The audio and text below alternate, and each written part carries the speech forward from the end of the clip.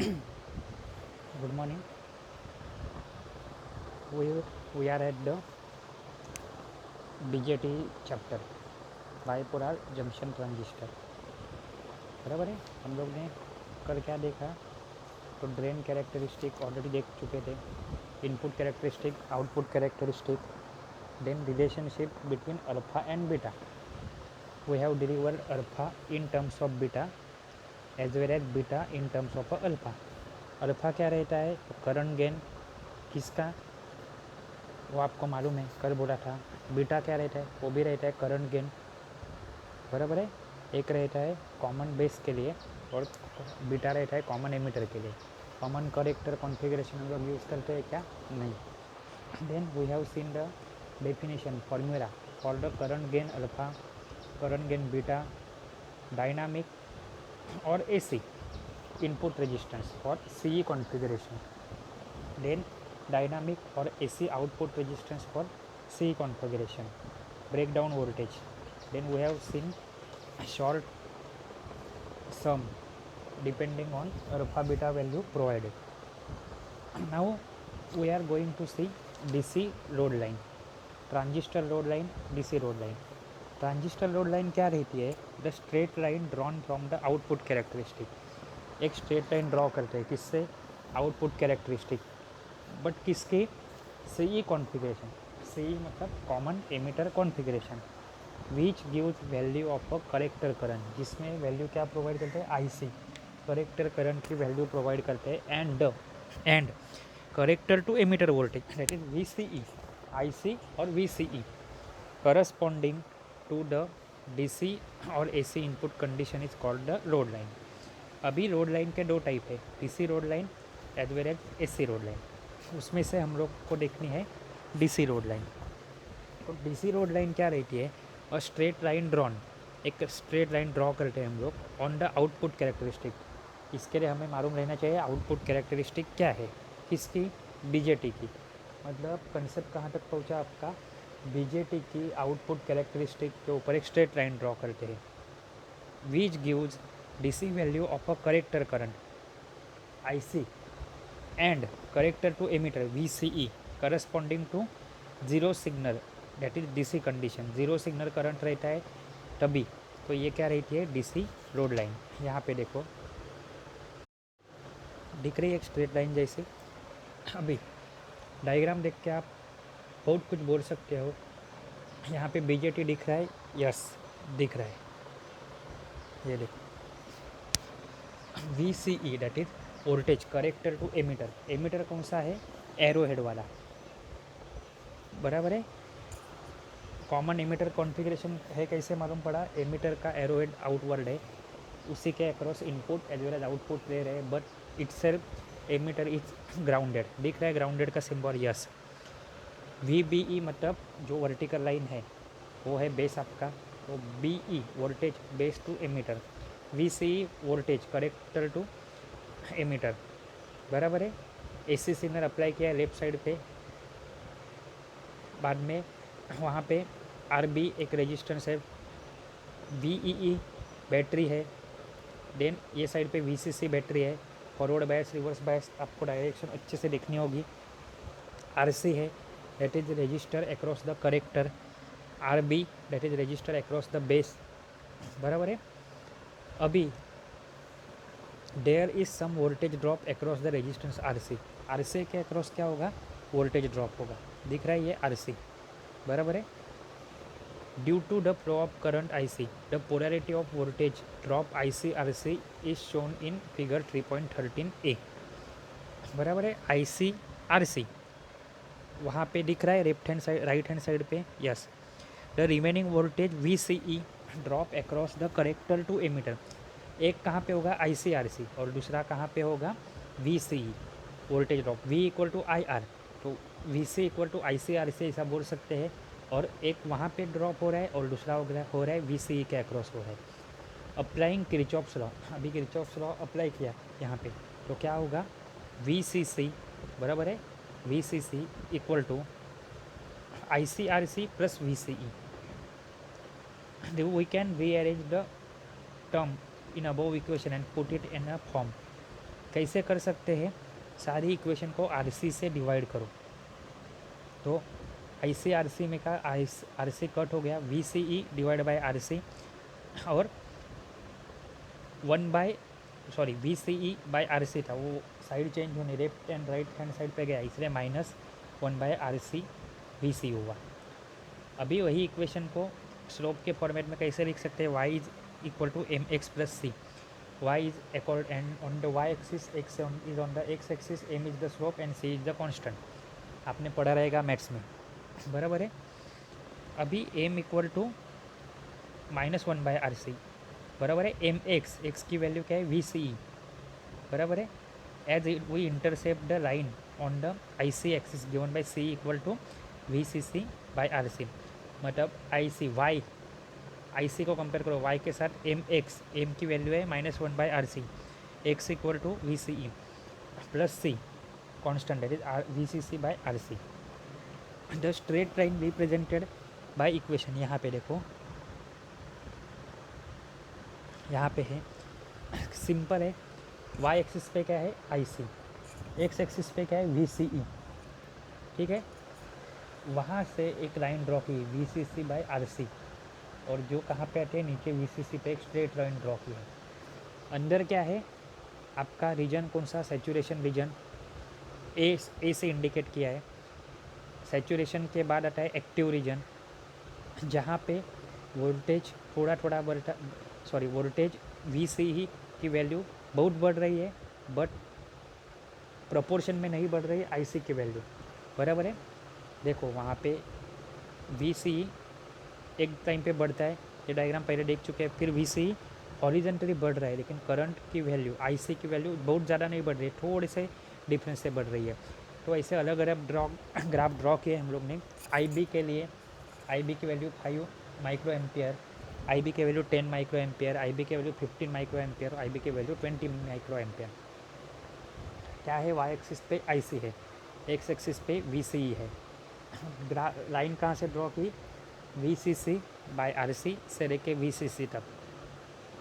अभी plotting the D C road line, जो ये रोड लाइन प्लॉट की है वो कैसे की है, V C E equal to V C C minus I C R C, बराबर है। ऊपर की इक्वेशन को हम लोग ने रीअरेंज किया है, V C E equal to V C C, क्यों, क्योंकि आई सी इक्वल टू 0, बराबर है। अभी इसके बाद when collector to emitter voltage V C E is 0, कभी वी सी अभी जब भी 0 रहता है तभी, then collector current is maximum, तभी करेक्टर करंट क्या रहता है, maximum, and is equal to V C C by R C, V C E equal to V C C minus R C. तो वी सी की वैल्यू क्या है, 0 है, तो वो टाइम पे अगर आई सी को हम लोग सिंप्लीफाई करते हैं तो आई सी की वैल्यू क्या आती है, V C C by R C.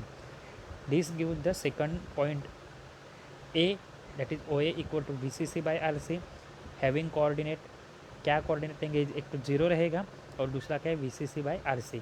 तो V C C by R C कहाँ पर मिला है अपने को, वाई एक्सिस पे मिला है, और एक्स एक्सिस के ऊपर भी हम लोग को पॉइंट मिला है वी सी सी, बराबर है।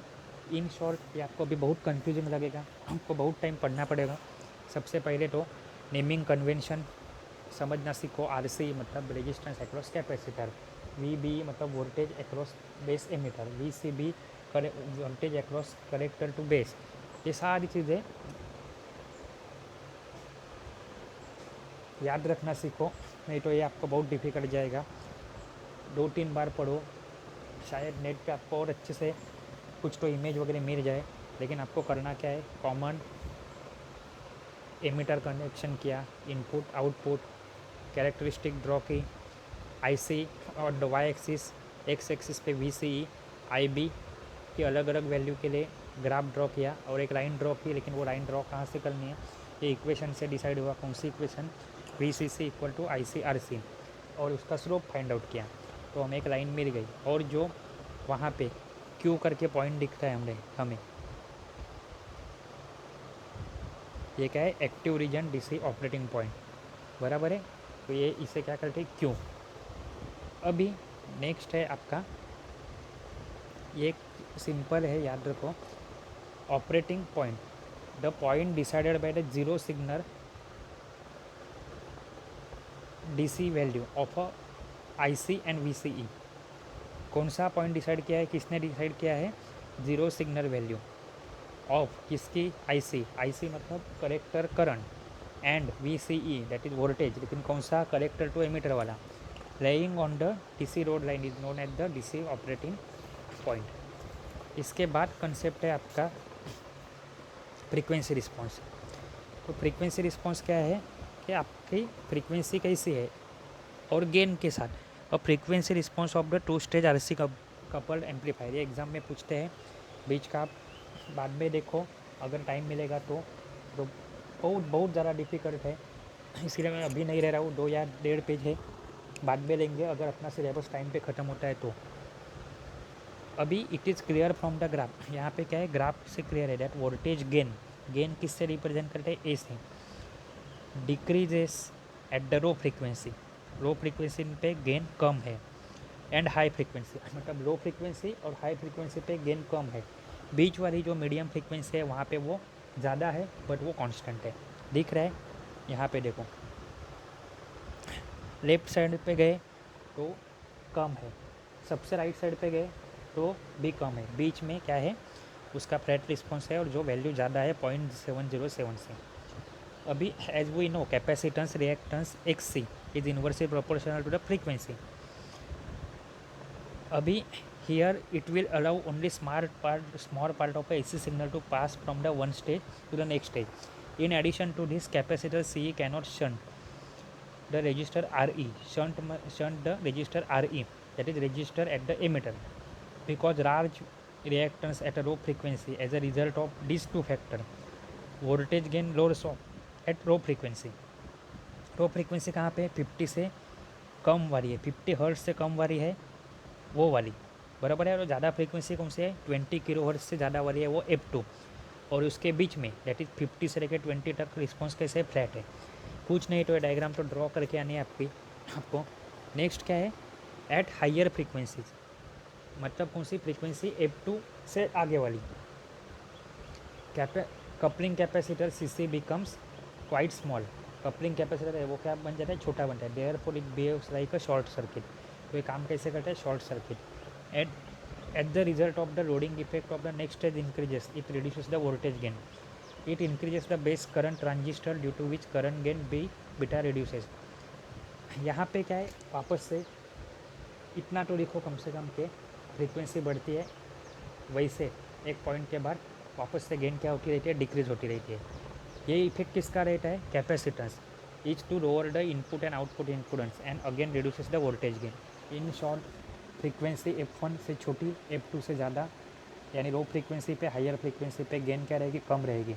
इनके बीच में गेन कैसी रहती है? थोड़ी higher with a flat response. And mid frequency जो सबसे इजी वाला पार्ट है, the voltage gain of a amplifier is constant था। पीछे एक देखिए डायग्राम हम लोग ने, बराबर है, ये देखो flat. The effect of coupling capacitor in this frequency range is such that it maintains the constant voltage. Coupling capacitor यहाँ पे क्या करता है?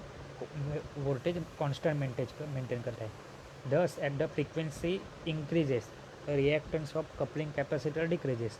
फ्रीक्वेंसी बढ़ती है तो कैपेसिटेंस डिक्रीज होता है, पहले भी देख चुके हम लोग, इन्वर्सली प्रोपोर्शन है। And which tends to increase the voltage gain. ये जो दो फैक्टर है ऊपर बोले गए, यही क्या करते हैं? एक दूसरे को कैंसिल करते हैं। सो गेन कम भी नहीं होती और ज़्यादा भी नहीं होती, यानी कम हो रही है तो उसको ज़्यादा एक कर देता है और ज़्यादा हो रही है उसको कम करके बैलेंस कर देता है। सो यहाँ पे फ्लैट रिस्पॉन्स रहता है। इसके एडवांटेज क्या है? Most convenient and less expensive, excellent with audio fidelity, no core distortion, low amplitude in the output. इसके एप्लीकेशन क्या है? वोल्टेज एम्पलीफायर में यूज़ होता है, VCR, CD प्लेयर, टेलीविज़न। हम लोग ऐसे भी क्या देख रहे हैं? बेसिक इलेक्ट्रॉनिक्स देख रहे हैं। सारे के सारे इक्विपमेंट, सारी इलेक्ट्रॉनिक डिवाइस में यूज होने वाली है। कुछ याद नहीं आया तो आप VCR, टेलीविज़न, स्टीरियो एम्पलीफायर, बाद में पावर एम्पलीफायर, वोल्टेज एम्पलीफायर, ये सारी चीज़ें लिख सकते हो।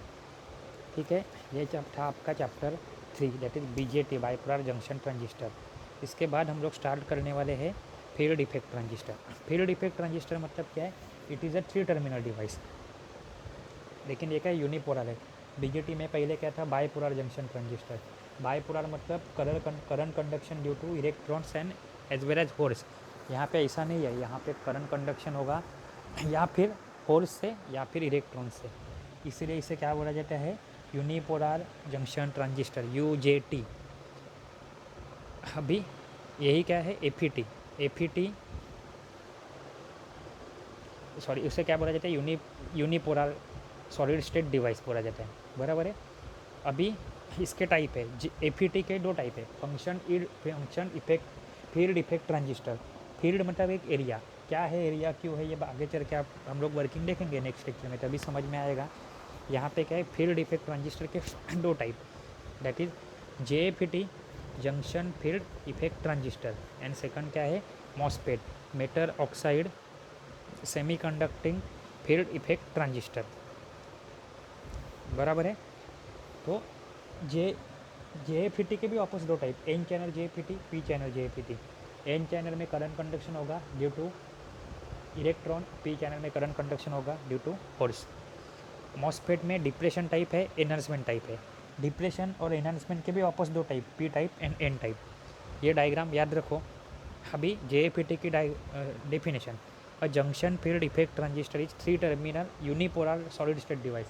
एक यूनिपोलर मतलब करंट कंडक्शन हो रहा है, वोल्टेज इलेक्ट्रॉन की वजह से या फिर होल्स की वजह से, ऐसा एक सॉलिड स्टेट डिवाइस है, in which current is controlled by a application of a electric field. उसके 2 टाइप है, N channel JFET, P channel JFET। उसकी सिम्बॉल डायग्राम, ये काम कैसे करता है, इसके एडवांटेजेस डिसएडवांटेजेस हम लोग बाद में देखेंगे। वापस इसकी आपको कैरेक्टरिस्टिक पढ़नी है। कैरेक्टरिस्टिक में क्या आएगा आपको, input characteristic, output characteristic, then उसके बाद मॉसफेट पढ़ना है, बराबर है। बुक की इमेजेस भेजिए, वो देखो, अच्छे से पढ़ो। Thank you.